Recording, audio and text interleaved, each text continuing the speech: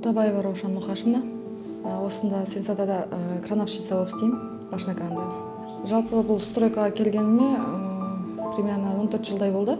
Бұл құрылысшы мамандыққа келуіме ағам себепші, себебі бұл крандардан хабарым жоқтың.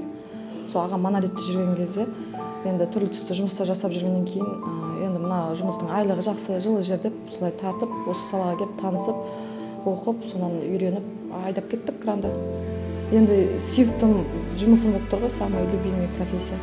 Орта білім колледж ғана тамамдағам, бухгалтер, аудит, финансист. Ол ойынша 3 ай жұмыс жасағам. Ол менікі емес. Қағаздар кәдімгі басында ортада ғой, сол 18 жастан бастап істемеген жұмысым қалмады. Жалпы көп жұмыстар жасадым да. Именно осы башына кран маған ұнады да.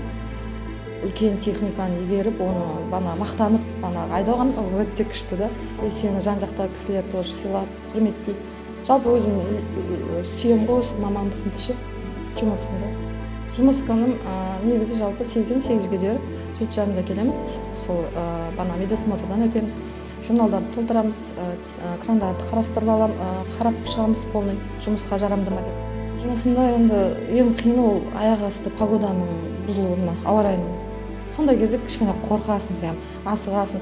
Енді асығу керек екен деп андай жанталасуға да болмайды, өйткені ол жерде адамдар жүргеннен кейін олардың астына басына бадя түсіп кетуі мүмкін, кірпіш түсуі мүмкін. Сондықтан асықпай, байыппен, сабырлықпен. Жалпы бірінші келген кезде бір қызығым бар енді. Кранды енді игеріп жатқан кезде балалар біраз бадямен қуғаным бар.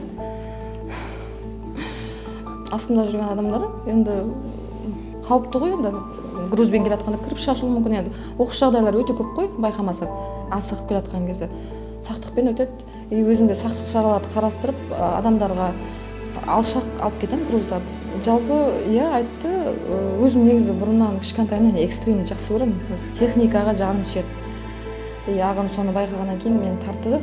Типа, сен өзің бары уже екенің деп. Содан үйдегілер тоже қолдады, ой, келеді қолынан. Саған сенеміз деді, сонымен үміттен ақтап, жұмыс жасап, абыроймен осы құдайға шүкір, осы Астанада үй алдым, машинамды алдым. Биікті жақсы көрем. Ең биік мінгенім сол 45 этажный дом салған кезде, хайбол бар ғой. Сол кезде көтерілдім. Прям ужас ұнайды екен. Прям ұнайды, экстрим дейді ғой, душаң прям. Менің отырып жатқан краным, мысалы 12 этаж, 10 этажный биіктік қой. Көп болса бір 3 минут, 5 минутта түсесің ғой. Асықпай түссең 5 минут, атак 3 минутта түсесің.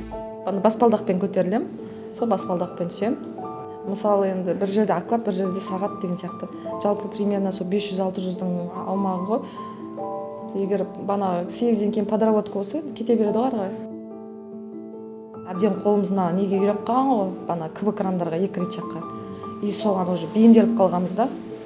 Сонымен кете алмай жүрміз енді үйреніп қалған жерден.